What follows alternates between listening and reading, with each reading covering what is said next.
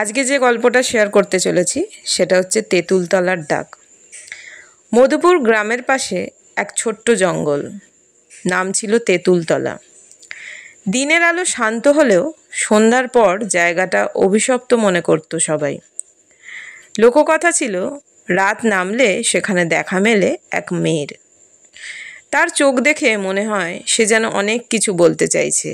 তার চোখে মুখে অন্য রকম একটা ভাষা যেন দেখতে পাওয়া যায়। শহর থেকে ছুটিতে আসা মৃণাল এসব গালগল্পে বিশ্বাস করত না। বন্ধুরা তাকে চ্যালেঞ্জ ছুড়ে দেয়, সন্ধ্যায় একা গিয়ে তেঁতুল গাছ ছুঁয়ে আসতে হবে। চ্যালেঞ্জ নিতে মৃণাল হাঁটতে শুরু করে। বন্ধুরা দূর থেকে দেখে সে তেঁতুল গাছের কাছে যাচ্ছে। হঠাৎ সে থেমে দাঁড়ায়, যেন কেউ ডাকছে তাকে। তারপর ধীরে ধীরে এগিয়ে যায় গাছটার দিকেই। তারপর সে কিন্তু আর ফিরে আসে না। পরদিন সকালে গ্রামের লোকজন তাকে অচেতন অবস্থায় পায় তেঁতুলতলার কাছে। তার চোখ কোঠরের মধ্যে ফাঁপা, মুখ ফ্যাকাশে।